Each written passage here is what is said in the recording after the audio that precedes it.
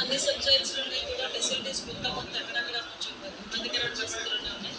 But అన్నిటికీ ఎక్కడెక్కడైతే facilities లేవో సబ్జెక్ట్స్లో కానీ సెంట్రల్ జైల్స్లో కానీ మిగతా జైల్స్లో కానీ అవన్నింటికి కూడా ప్రపోజల్స్ పంపించడం జరుగుతుంది. ప్రపోజల్ గవర్నమెంట్ వచ్చిన వెంటనే దాని మీద ఒక రివ్యూ చేసుకొని యాజ్ ఎల్ యాజ్ పాసిబుల్ వాటన్నిటికీ కూడా క్లియరెన్స్ ఇస్తాం.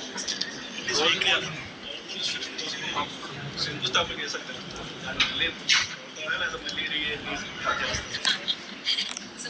చేశారు కాబట్టి కంపల్సరీ ఇంతకు ముందు గవర్నమెంట్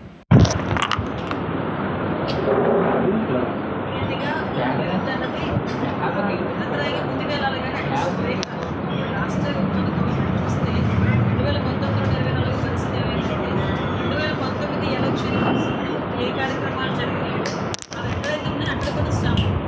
అక్కడ నుంచి మనం ముందుకు వెళ్ళాలంటే కనీసం చంద్రబాబు నాయుడు గారు పేరు వచ్చేస్తుందేమో ఉద్దేశంతో పెద్ద పెద్ద ప్రాజెక్టులు ఆపేసి చిన్న చిన్న రోడ్లు కూడా ఆపేసే పరిస్థితి మనం చూసాం.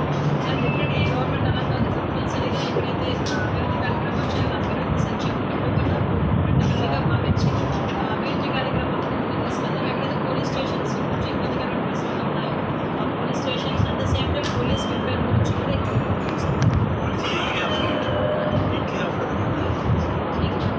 అన్ని పరిశీలిస్తాం. మీకు విషయం ఏంటంటే పోలీసులు వీక్లీ ఆఫ్ గురించి ఆలోచించే పరిస్థితులు లేరమ్మా.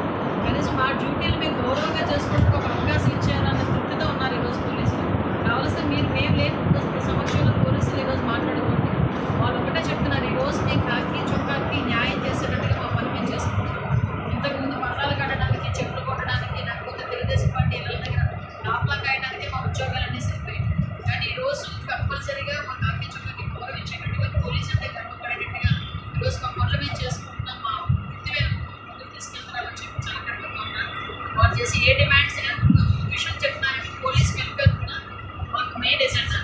ఎందుకంటే పోలీస్ డిపార్ట్మెంట్ వాళ్ళకి అన్ని ఫెసిలిటీస్ ఇచ్చే వాళ్ళు పరిచయం ఉంటే చేయగలరు. దాన్ని లాస్ట్ గవర్నమెంట్ లాగా వాళ్ళు ఇంటి చాకరీ చేయించుకునే పరిస్థితుల్లో అయితే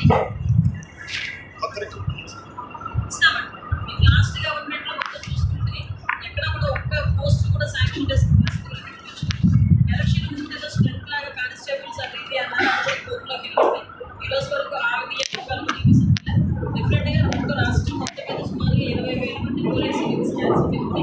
వాటన్నింటినీ కూడా ఇమీడియట్గా వాటి క్రమ పద్ధతిలో వాళ్ళన్నింటినీ కూడా నియామకాలను పూర్తి చేసే కార్యక్రమాలు తీసుకుంటాం.